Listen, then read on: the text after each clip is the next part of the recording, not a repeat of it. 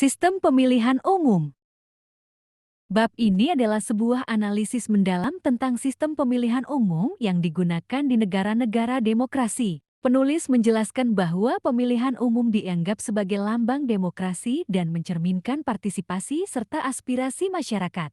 Namun, penulis juga mengakui bahwa pemilihan umum tidaklah menjadi satu-satunya tolok ukur demokrasi dan perlu dilengkapi dengan pengukuran kegiatan lain seperti partisipasi dalam kegiatan partai politik dan lobbying. Bab ini membahas berbagai sistem pemilihan umum yang digunakan di berbagai negara, termasuk sistem distrik dan sistem proporsional. Sistem distrik merupakan sistem pemilihan umum yang paling tua, di mana setiap distrik memilih satu wakil berdasarkan suara terbanyak.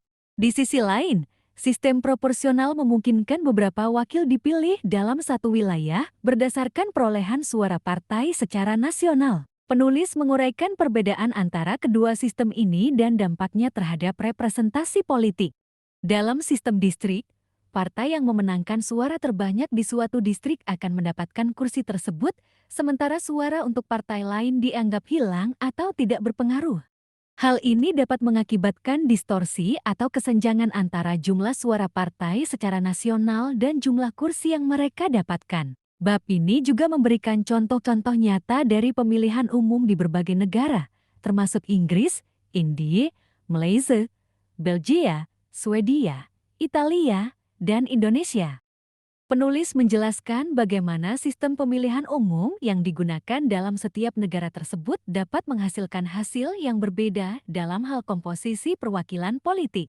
Sistem pemilihan umum dalam kebanyakan negara demokrasi, pemilihan umum dianggap sebagai lambang demokrasi dan mencerminkan partisipasi serta aspirasi masyarakat. Namun, pemilihan umum bukan satu-satunya tolok ukur dan perlu dilengkapi dengan pengukuran kegiatan lain seperti partisipasi dalam kegiatan partai dan lobbying.